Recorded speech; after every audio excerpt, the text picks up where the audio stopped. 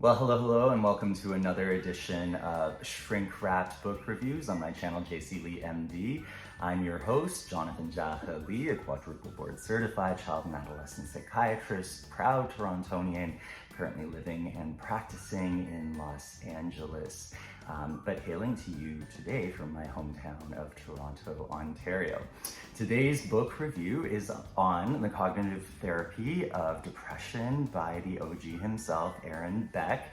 This is something that I, of course, picked up and read in my residency. It was recommended / mandatory reading in our cognitive behavior therapy lectures. And it really lays down the theory and the practice of CBT for depression. Beck, of course, is the grandfather of cognitive therapy or cognitive behavior therapy, and really focused on the identification of those depressogenic thoughts and the ways in which therapists can interrupt or combat. He uses a lot of that kind of warlike, pugilistic language to fight these kinds of depressogenic thoughts. And in this book, I mean, it's a pretty thick read, so if you're a therapist in training, set aside a few Sunday afternoons.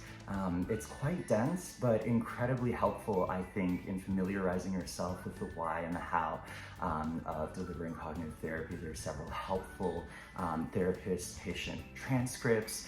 He talks about a risk counter, as a way to track those automatic negative thoughts, the shoulds. We all know those patients, the people who should on themselves. I mean, I'm sure I should on myself all the time.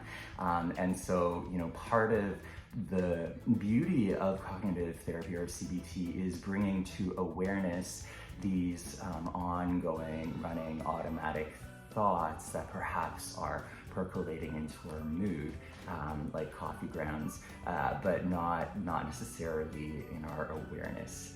And so what I found about this book was that it was incredibly theoretically robust. Obviously, I mean, it's written by the godfather of cognitive therapy of depression, but also very practical, in terms of giving therapists the hows, to really, the verbiage actually, to how to address some of these automatic thoughts, how to deal with them, roll with them, and distill them into thought records, and to begin generating hypotheses and potential experiments by which our patients can help test the veracity of their automatic thoughts. So definitely a dense read, but I think a must read for any therapist, psychiatrist, psychologist, social worker in training who is at all interested in delivering cognitive behavior therapy or cognitive therapy for people with depression, and of course lays the groundwork for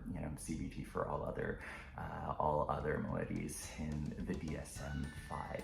So until next time, happy reading and love yourself.